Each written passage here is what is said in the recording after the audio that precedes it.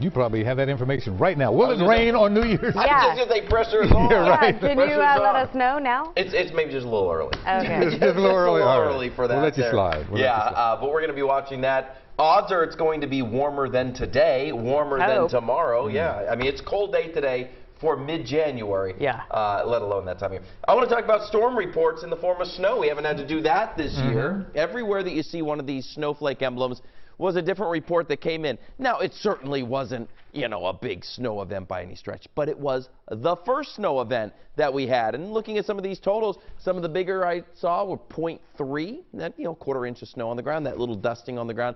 A lot of tenths of an inch around our region, so you had the snow out there this morning, passed by rather quickly, but it did cause some reduced visibility. We don't have any of that out there tonight, and I don't expect any. It's not totally out of the question for just a stray passing snow flurry, but here's what's going on. You see the lake effect snow bands, that's the bright shade of white and then blue that you have, but our winds are going to switch. This morning they were from the northwest, so a lot of that was making its way down.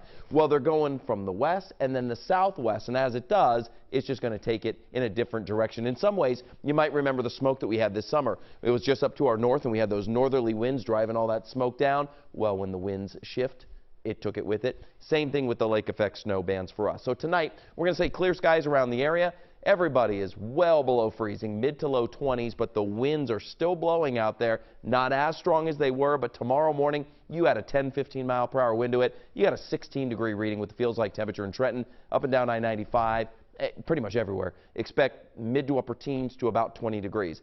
That's cold for any time of year. Definitely this time of year. And then here's what we're looking at. Feels like temperatures, which is the important number, and it's why we're on weather alert tomorrow, not getting above freezing again tomorrow. So it's an entire more than two-day run with temperatures below freezing with the wind chill. They will go above freezing Thursday morning, probably 9 o'clock or so, and then we're up into the 40s on Thursday with that feels like temperature. So there is some relief in sight there, but it's coming at the expense of our next weather maker. So the winds are going to shift, and that's what you're seeing on these lines.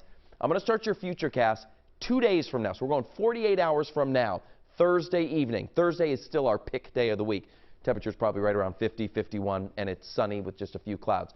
Friday is our next weather maker. We have some clouds on the increase, sunshine in the morning. Once we get into, say, late morning, early afternoon, it's a cloudy sky. Notice the green on the map, that's the rain. By the time we get to Friday afternoon, Friday evening, we'll start to see those scattered showers around the area, and that will go into our Friday night, probably the later hours tapering off a bit late. 7 p.m., this is as far as our localized high-resolution futurecast goes out at this point. So that's our next weather maker. Again, Thursday's the best day that we have, right around 50, 51. Temperatures will get back into the 50s, but then we're tracking another one on Sunday, so that Eagles game, I think there's a decent chance it's going to be a rainy one again, but it won't be, into the teens with those wind chills like we have right now. Just one more day to lay yourself up. Remember your neighbors. Remember those pets as well. Guys, back over to you.